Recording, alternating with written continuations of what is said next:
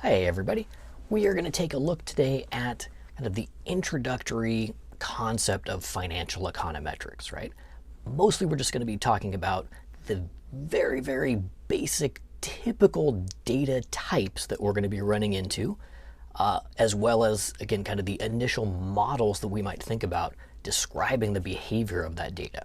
So the assumption is we're coming into this discussion with a pretty solid background in introductory econometrics, right? So the ordinary least squares model, classical regression model, hypothesis testing, etc. We're pretty solid with that. Now we're just expanding that, seeing what to do with that information, specifically with data coming out of a financial market structure. Okay. So the very basics is we are typically talking about the behavior of an asset price or the price associated with an index of assets. So the Dow Jones, S&P 500. And when we talk about an asset price, we're again typically thinking about equity markets. So the price per share of a publicly available stock, right? Most of what we talk about can be expanded to lots of different data sources, but this is a great way to kind of get the ball rolling, okay? And so when we think about the behavior of an asset price, one kind of initial question that's going to come up is, are those prices being derived from an efficient market, right? And the idea being that if we could develop a regression model or any sort of predictive framework that can accurately forecast what tomorrow's asset price was going to be, then there's no end to the money we could make, right? So the idea being, if that information is publicly available that would help us to predict whether prices are going to go up or down, everybody would be using it, and the prices would already have absorbed that change, that predicted change, that information. So a random walk structure is a good kind of baseline to see whether or not that is actually the case. And so notation-wise here, let me bring up the pen. When we're talking about the price of an asset, we'll denote it as P sub IT, right? So it's the price of asset I at time t. And when we think about a random walk, it's basically what we will eventually call a first order autoregressive process, right? Where the only thing that's going to help us predict what today's asset price is yesterday's asset price. And the only reason today's value is going to deviate from yesterday's value is because of unpredictable stochastic randomness, the error term, in other words. Okay, so we can translate that into basically a regression equation where our y variable is today's asset price, our x variable is yesterday's asset price, so time t minus 1, and instead of a b0 and a b1 here, right, what would be normally the slope coefficient is simply assumed to be a 1. And then all of the other variation is coming from our random error term. So if we can show that this equation holds true, in other words, we can't reject the null that coefficient is equal to 1, that is going to be consistent with an efficient market structure, right? That adding x variables aren't going to help, and yesterday's price predicts today's price. Okay. So that's a good place to start. One issue that might come up is that if we think about using this as a prediction equation, right? So we generate a y hat, or in this case, a p sub it hat, a predicted value. Well, for large negative error terms, we might get a predicted value of the asset price that is negative. So we don't want to have a model that could potentially predict values that are impossible, right? So you can't have an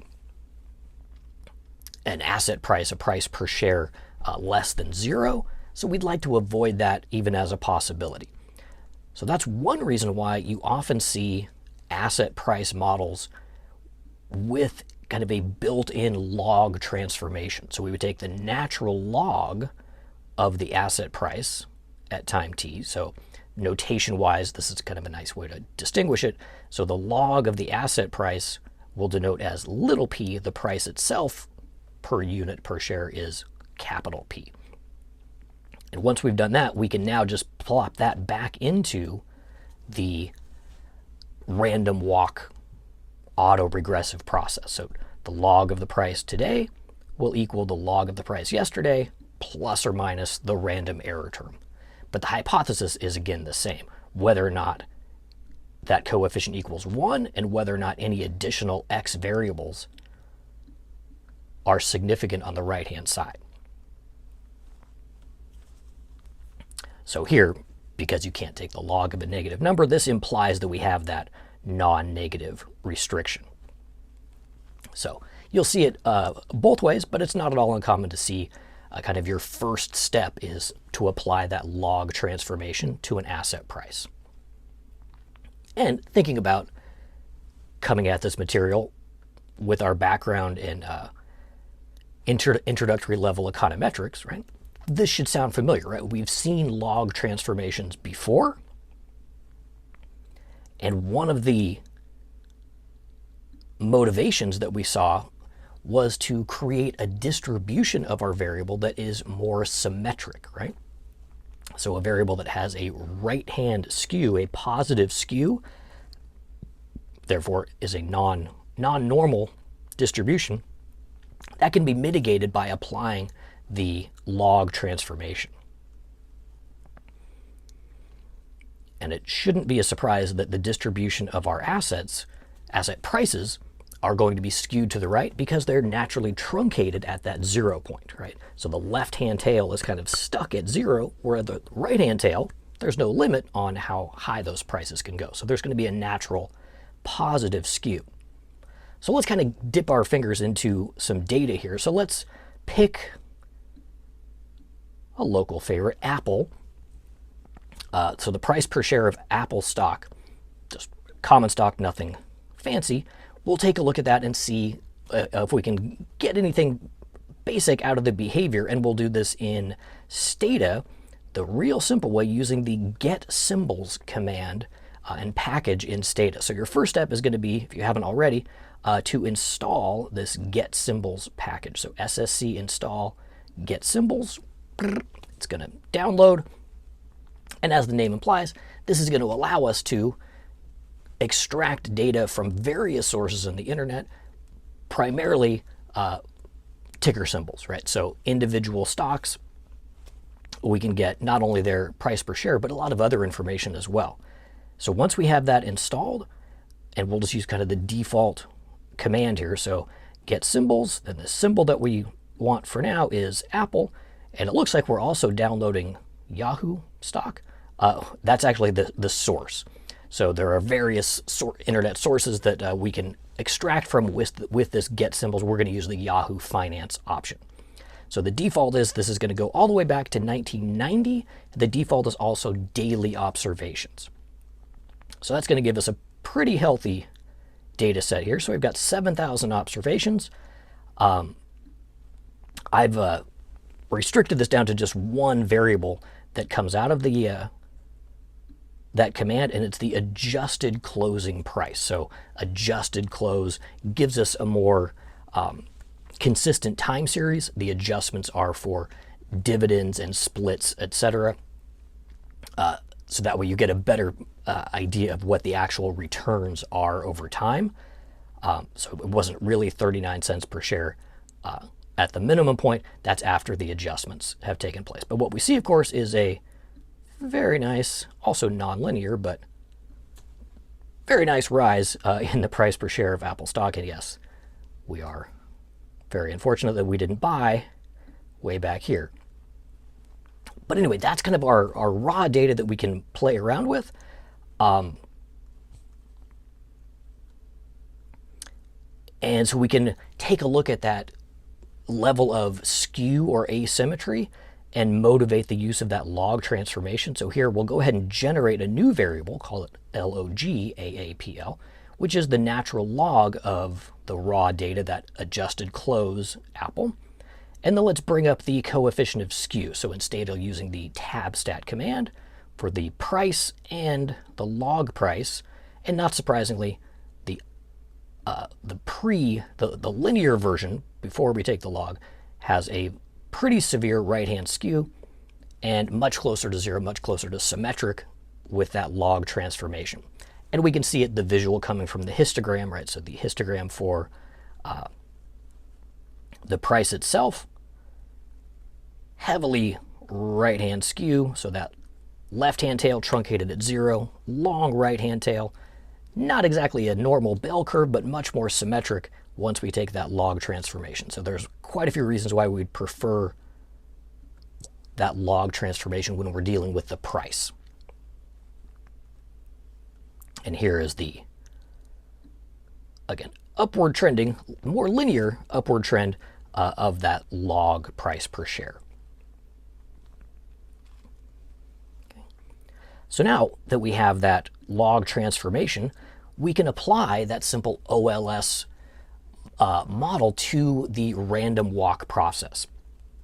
And I know we're just kind of dipping our toe in here. So this opens the floodgate for a lot of different issues that we're going to delve into in great detail later on, like stationarity and unit roots and autoregressive models, etc. We're just taking a quick look right here and seeing what we see. So we've got our regression of the log price as a function of the 1 period lag of the log.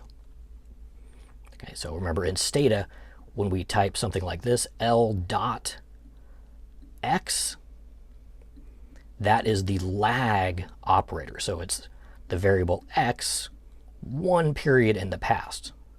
That's supposed to be a T, at T minus 1, right? So what do we see?